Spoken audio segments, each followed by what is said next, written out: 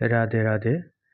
ये जो श्रीमद् भागवत पुराण में ऐसा कहीं लिखा गया है कि देवी देवताओं को बलि स्वीकार हो। और महाराज जी, हम पूछना चाह रहे हैं कि जो मनुष्य जो अंत समय में जिसका स्मरण करता है, क्या उसको वही योनि प्राप्त होती है? आप श्रीमद् भागवत महापुराण में जाइए, उसमें जड़ भरत जी की कथा आती है। अब बहुत ही प्रेरणादायक कथा है वो। और कहा गया है न कि आप अंत समय में आप जिनका स्मरण करते हैं मृत्यु के समय, तो मृत्यु के पश्चात आपको उसी योनि में जाना पड़ता है। श्रीमद् भागवत महापुराण में भरत जी की कथा बहुत ही प्रेरणादायक है। और हम कहते हैं कि अगर हम भागवत पुराण की बातों पर हम नहीं चलते हैं, भागवत पुराण के दिए हुए शब्दों पर हम नहीं चलते हैं, तो फिर भागवत पुराण को मानना भी कोई जरूरी नहीं है। जी जी जी। भागवत पुराण जो है वो हमारे आने वाले समय में हमारे साथ क्या होगी उसमें दी गई है, प्रेरणा दी गई है। भरत जी एक बहुत बड़े राजा थे। किसी ग्रंथों में दर्शाई गई है कि भरत जी एक राजा थे और भगवान की साधना, भगवान को प्राप्त करने की इच्छा उन्हें जागृत हो गई। तो उन्होंने नदी के किनारे में ही एक कुटिया बना करके वहीं पर भगवान की रोज साधना भक्ति करते हैं। कुछ दिन व्यतीत होने के बाद एक दिन की बात है, वो नदी में स्नान कर रहे थे, प्रातः का समय था। तो नदी के दूसरे छोर सिंह की गर्जना होती है जी। शेर की। और उस शेर की गर्जना को सुनकर जंगल में जितने भी मृग थे, हिरण का झुंड था, शेर के डर से नदी की ओर भागा।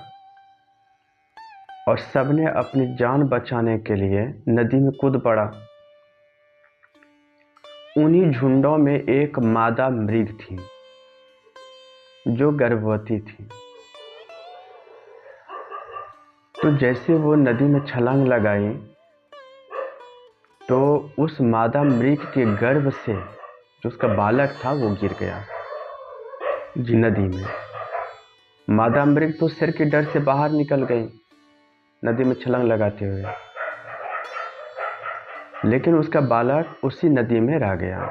सब झुंड चला जाता। भरत जी उसी नदी में स्नान कर रहे थे, वो सारे दृश्य को देख रहे थे। तो उन्होंने देखा कि मृग का बालक पानी में तैर रहा है, डूबने के कगार पर है। कभी वो पानी से ऊपर आता, कभी पानी के नीचे जाता बहाव में। तो भरत जी झटपट गए और उस बालक को पकड़ लिए। तो छोटा सा बालक था तो उनको बहुत दया आ गई। तो उन्होंने उस बालक को लेकर के अपनी कुटिया आ जाते, आश्रम। और उस बालक को अपने संतान के भांति देखरेख करने लगे, उनकी सेवा करते। अब भोजन भी करते तो जो खाते वो खिलाते, सोते तो अपने संग सुलाते। अब इस प्रकार उनका प्रतिदिन की ड्यूटी बन गई उस बालक के प्रति। तो पहले मृग बालक की सेवा कर लेते, उसके बाद स्नान ध्यान करके भगवान की पूजा पाठ करके फिर उसी मृग बालक की सेवा करते हैं। धीरे धीरे वह मृग बालक बड़ा होता है। तो एक बात भी कहा गया है कि मनुष्य की संगति मनुष्य से ही होती है। जी जी। और पशु की संगति पशु से ही होती है। आप चाह करके भी कोशिश करेंगे कि किसी पशु को हम अपनी भाव में रखें, अपने इच्छानुसार रखें, तो यह नहीं रह सकता। अगर आप किसी तोते को पिंजरे में रखते हैं, कल अगर आप उस पिंजरे को खोल देते हैं तो वह तोता उड़कर जंगल की ओर चला जाएगा या अपने झुंड में चला जाएगा। जी जी। तो कुछ समय बाद मृगों का झुंड भरत जी के कुटिया की ओर गुजर रहे थे। तो उस झुंडों को देखकर कोई मृग बालक भी उसमें शामिल हो जाता है, चला जाता है, दूर चला जाता है कि मतलब वहाँ से गुम हो जाता है। अब भरत जी उठते हैं तो मृग बालक को खोज रहे हैं कि मृग बालक को भोजन करा दें, तो मृग बालक कहीं भी नहीं मिलता है। तो बहुत ढूंढने के बाद मृग बालक नहीं मिलते तो उन्हें बहुत दुख हो जाता है, चिंता में पड़ जाते हैं। चिंता में पढ़ते पढ़ते उन्हें बहुत ही मतलब धीरे धीरे वो बीमार पड़ने लगते हैं, उनका शरीर अस्वस्थ होने लगता है। अब मृग बालक को याद करते करते उनका अंत समय आता है, मृत्यु होने लगती है। तो जिस समय वो मृत्यु को प्राप्त कर रहे थे तो उस समय वो मृग बालक को याद कर रहे थे, मेरा मृग बालक कहाँ है, मेरा मृग बालक कहाँ है। अब उस मृग बालक को याद करते करते ही भरत जी की मृत्यु हो गई। मृत्यु तो हो गई, मृत्यु के पश्चात उनका जो अगला योनि हुआ वो मृग का ही योनि हुआ, उन्होंने मृग योनि को ही प्राप्त किया। जी। तो मृग योनि में आ तो गए, लेकिन उनकी स्मृति नष्ट नहीं हुई। जो अगले जन्म में उन्होंने किया था कर्म, वो उन्हें भली भांति याद थी कि मैंने अगले जन्म में क्या किया था।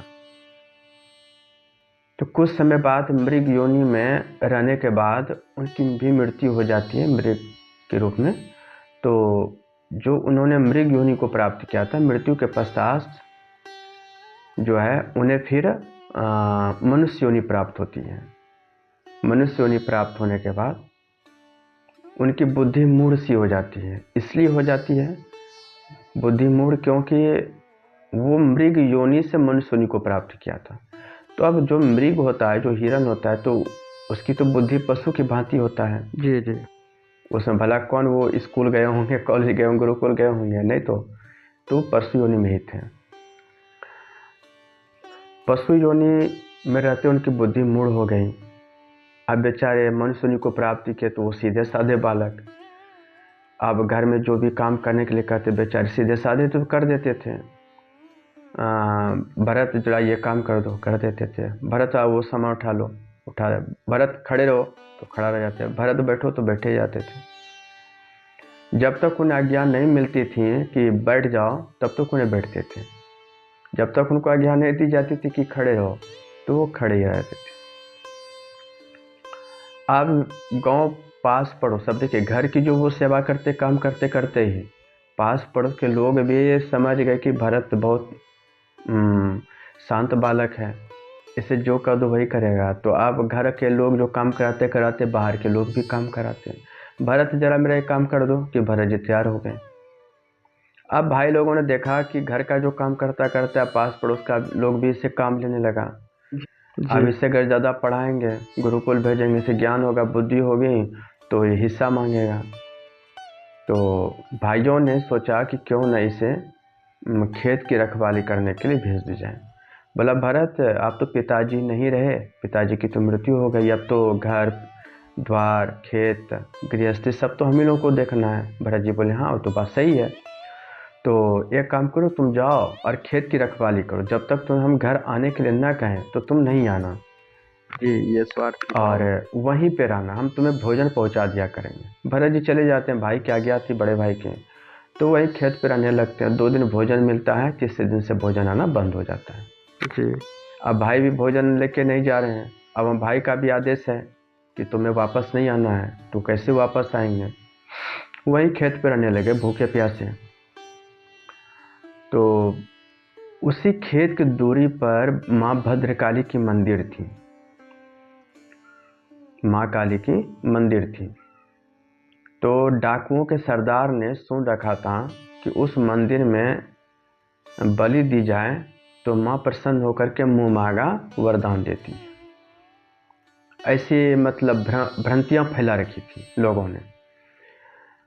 तो डाकुओं को पता चला, तो डाकू आया तो अपने जितने भी उसके सेवकगण थे या उसके जो संगी साथी थे, बोला जाओ देखो कहीं को जीव जंतु मिलता है, पशु मिलता है, या नहीं मिलता है तो कोई मनुष्य भी मिलता है, तो लाओ आज उसे बलि देंगे। आज माँ से हम मुँह मांगा धन मांगेंगे, जो कि जीवन भर मुझे चोरी करना ना पड़े। सब लोग जाते हैं, खोजते हैं तो कहीं भी कोई पशु नहीं मिलता है, तो वहाँ भरत जी दिखाई पड़ते हैं। तो भरत जी को पकड़ के ले जाया जाता है सरदार के पास। अच्छा अच्छा भोजन खिलाया जाता है, सुंदर सुंदर भोजन दी जाती है, बढ़िया कपड़ा पहनाया जाता है। भरत जी कहते हैं आज मुझे अच्छी अच्छी भोजन मिल रही है, सुंदर कपड़ा मिल रहा है, आज कोई उत्सव है क्या? तो डाकुओं ने कहा कि नहीं, आज तुम्हारी बलि होगी। तो भरत जी कहते हैं मेरी बलि? अच्छा बात है, तब तो मेरी रोज़ बलि करा दो और मुझे सुंदर सुंदर भोजन देना। हाँ, और मुझे मेरी रोज़ बलि करा दो। तो डाकुओं ने सोचा कि इतना मूर्ख है, इतना बुड़बक है कि इसे बलि के भी बारे में पता नहीं है। अच्छा है, इसे बलि के भी बारे में पता नहीं है, और ये बलि देने में भी हिचकिचाहट नहीं होगी। फिर डाकू उसे ले जाते हैं माँ भद्रकाली की मूर्ति के सामने। एक शिला थी, पत्थर। बोला सर झुकाओ। बोला क्यों? बोला कि अभी माँ काली दर्शन देगी। भरत जी सर झुकाते हैं। डाकू के सरदार तलवार चलाने ही वाले होते हैं कि माँ भद्रकाली प्रकट हो जाती है। अब माँ भद्रकाली प्रकट होती है तो देखते ही देखते माँ भद्रकाली सभी डाकुओं का संहार कर देती है, सभी डाकुओं को मार देती है। तो डाकुओं को मार करके उसके बाद फिर भरत जी के पास आते हैं। भरत जी के मस्तक पर हाथ रखती है। अब मस्तक पर हाथ रखते ही भरत जी को अपार ज्ञान हो जाती है, उन्हें बहुत ज्ञान हो जाती है। माँ सरस्वती उनके कंठ में निवास कर जाती है। सभी वेदों का ज्ञान हो जाता है, शास्त्रों का ज्ञान हो जाता है, पुराणों का ज्ञान हो जाता है। उसके बाद अब देखिए, यहाँ पर ज्ञान तो उन्हें मिल गई, लेकिन वो फिर घर वापस नहीं होता ना कि ज्ञान हो जाने के बाद, बुद्धि हो जाने के बाद घर वापस जाएंगे, अपने भाई से हिस्सा मांगेंगे। नहीं, उसी मंदिर में वो माता की सेवक बन गया। कुछ दिन बाद उसी रास्ते होकर के रघु नाम के एक राजा थे, जो पालकी पर सवार होकर अपने गुरु से मिलने के लिए जा रहे थे। तो कुछ दूरी चलने के बाद 4 पांजर पालकी को उठाए हुए थे। तो उस 4 पांजर में से एक पांजर की तबीयत खराब हो जाती है। तो राजा कहते हैं कि जाओ देखो, कोई व्यक्ति मिलता है तो उसे लाओ, वो मेरी पालकी गुरु आश्रम तक पहुंचा दे, मैं उसे ढेर सारा धन दूंगा। तो सेवक जाते हैं, खोजते हैं, तो वहाँ पर भरत जी दिखाई पड़ते हैं मंदिर के पास। उन्हें बुलाया जाता है कि भाई ऐसी सी बात है, मेरे राजा की पालकी को गुरु आश्रम पहुँचाना है, इसलिए मेरी मदद करो। भरत जी तैयार हो जाते हैं, पालकी उठाते हैं। भरत जी चलने लगते हैं तो क्या होता है कि कभी पालकी डगमगाने लगती है। हाँ, राजा को बार बार पालकी के ऊपरी हिस्से से चोट लग रही है। तो राजा कहते हैं अरे कौन ऐसे इस तरह पागल की तरह चल रहे हो? पता है मुझे पालकी के ऊपरी हिस्से से चोट लग रही है। तो सेवक ने कहा महाराज मैं क्या करूं, ये जो व्यक्ति है ना, ऐसा लग रहा है कि थोड़ा पागल है। यह कभी रोने लगता है, कभी हंसने लगता है, कभी उछलने लगता है। तो कुछ देर राजा देखते हैं, उन्हें बार बार चोट लग रही है, तो उन्हें क्रोध आ जाती है। वो नीचे उतरते हैं, तलवार निकालते हैं। भरत जी को कहते हैं तुम्हें मालूम होनी चाहिए कि मैं एक राजा हूँ, और मैं चाहूँ तो मैं अभी तुम्हारा वध कर दूँ। तुम्हें पता है कि मुझे पालकी के ऊपरी हिस्से से बार बार चोटें लग रही है। भरत जी कहते हैं कि आप राजा हैं, सब बात ठीक है, लेकिन मैं तो आपकी प्रजा नहीं हूँ, न मैं आपसे कोई धन लिया हूँ, आप मुझे सजा देने योग्य भी नहीं हैं, और इतने ऐश्वर्य से आप जा कहाँ रहे हैं? राजा बोले मैं अपने गुरु आश्रम जा रहा हूँ, तुम्हें क्या लेना देना? तुम्हें मुझे गुरु आश्रम पहुँचाना है, मैं तो इसलिए तुम्हें बुलाया था। बोला कि गुरु के आश्रम में इतने ऐश्वर्य से? अरे गुरु के आश्रम जाता है तो दीन बन के जाता है, और इतने ऐश्वर्य से आप गुरु के आश्रम जाएंगे, कहेंगे मैं सब कुछ जानता हूँ, तो गुरु आपको क्या ज्ञान देंगे? गुरु के आश्रम तो नंगे पांव दौड़ा हुआ जाता है। राजा समझ गए कि ये तो बहुत बड़े ज्ञानी आदमी है। बोले कि आप बार बार उछल रहे थे, बार बार रो रहे थे, हंस रहे थे, इसका कारण क्या है? बोला कि राजन, मैं जब चल रहा था तो मेरे पैर के नीचे छोटे मोटे जीव जंतु आ रहे थे, तो मैं उसे बचाने के लिए बार बार उछल रहा था, और भूलवश जब वो मेरे पैरों तले दबा जाता था, उसकी मृत्यु हो जाती थी, तो मैं रोने लग जाता था, और जब वही जीव बच जाता था तो मैं हंसने लग जाता था। मुझे आनंद आ जाती थी कि मेरे हाथों आज किसी की जान बची है, इसलिए मैं ऐसा कर रहा था। राजा ये बात सुनते ही भरत जी के चरणों पर गिर पड़ते हैं। आप तो महान संत हैं, मैंने आपके साथ ऐसा व्यवहार किया, ऐसी भाषाओं का प्रयोग किया, इसलिए मैं आपसे क्षमा याचना करता हूँ, मुझे क्षमा कर दें। भरत जी बोले कि आप गुरु के आश्रम जा रहे हैं तो आप दीन बन करके जाइए, इतने ऐश्वर्य से नहीं जाइए तो गुरु आपको ज्ञान भी नहीं देंगे। फिर राजा पालकी से नीचे उतरते हैं और पैदल ही चल देते हैं गुरु के आश्रम। ऐसे थे हमारे महान भरत जी, उनकी कथा। तो इसलिए देखिए, आप मृत्यु के समय, अंत समय में जिसका स्मरण कीजिएगा आपको वही योनि प्राप्त होगी। इसलिए कहा गया कि अंत समय भगवान का नाम लेना चाहिए। राधा राधा, राम राम, शिव शिव। आप जिन भी भगवान का नाम लेंगे आपको वही लोक प्राप्ति होगी। आप कभी यमपुरी नहीं जा सकते, चाहे आप जीवन में कभी अच्छा कर्म किए हो या न किए हो, आप चाहे बुरा कर्म क्यों न हो, अगला अंत समय में भी आप अगर भगवान का नाम ले लेते हैं तो आपको भगवान के धाम जाने से कोई रोक नहीं सकता है। ये हमारे भागवत पुराण में कहा गया है। ये असत्य नहीं है, ये सत्य है। तो देखिए, जीवन में जीते हुए, संसार में चलते हुए एक बात हमेशा याद रखिए कि जीव, जो छोटे छोटे जीव हैं, ये हम आप हैं, हमें उस पर दया करनी चाहिए। आप दया करेंगे तो भगवान हम पर दया करेंगे, आप उस पर उपकार करेंगे तो भगवान हम पे उपकार करेंगे। और यहाँ तक की जो धारणाएं हैं कि देवी देवताएं बलि लेती हैं, तो ये गलत धारणा है। हमारे 4 वेद और 18 पुराणों में कहीं भी बलि प्रथा की व्याख्या नहीं की गई है। तो इसलिए माँ या कोई देवी देवता किसी की बलि नहीं लेती है, वो तो हर जीवों की माँ है, दाता है, सबकी वो रक्षा करती है। जी, ये बात सबकी रक्षा करती है। इसलिए सत्कर्म करते हुए अच्छे मार्ग पर चलने की हमें चेष्टा करनी चाहिए, तो फिर